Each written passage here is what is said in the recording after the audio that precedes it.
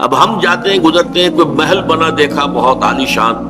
تو ایک دفعہ تو ہمارے اعصاب کے اندر جو ہے تھر تھراہٹ پیدا ہو جاتی ہے نا، یہ کتنے خوش نصیب لوگ ہیں، کیسے کیسے کوٹھیاں، کیسے کیسے محل ان کو نصیب ہے۔ اگر ایمان ہو تو کچھ نہیں ہوگا، کوئی اثرات آپ پر نہیں ہوگا، کیونکہ دنیا بے حقیقت ہے، اس کی کوئی حقیقت ہی نہیں۔ حضور نے فرمایا کہ اگر دنیا و ما فیہا کی وقت اللہ کی نگاہ میں ایک مچھر کے پر جتنی بھی ہوتی،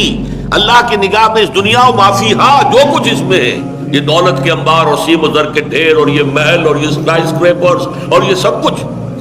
ان سب کے سمیت ان کی اگر اللہ کی نگاہ میں وقت ایک مچھر کے پر کے برابر بھی ہوتی تو کسی کافر کو یہاں سے ایک گھونٹ پانی بھی نہ دیتا۔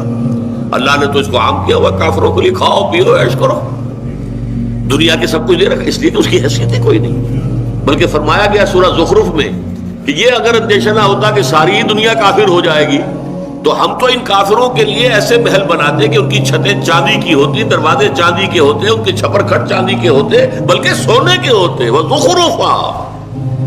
لیکن یہ بھی سب کچھ ہمارے نزدیک بے حقیقت ہے، کوئی حیثیت ہی نہیں۔ یہ کیفیت اگر اب میری نہیں ہے تو پھر وہ ایمان کی حقیقت تو مجھے نصیب نہیں ہے۔ معلوم ہوا کہ میرے فکر و نظر کے اوپر غلبہ تو یہی ہے کہ اصل اہمیت اس دنیا کی ہے، مال و دولت کی ہے، یہاں کے محلات کی ہے، یہاں کی آسائشوں کی ہے، یہاں کے عیش کی ہے۔ اگر یہ ہے حیثیت تو پھر ایمان بالآخرت کہاں ہے؟ وہ تو صرف ایک عقیدہ ہے، پوٹلی بندی ہوئی دماغ میں کہیں رکھی ہے یا زبان کے اوپر کہیں لکھا ہوا ہے، ٹیپ کی طرح آپ چلا دیتے ہیں تو وہ چل پڑتا ہے، الفاظ نکل آتے ہیں کہ آخرت کو ہم مانتے ہیں۔ اللہ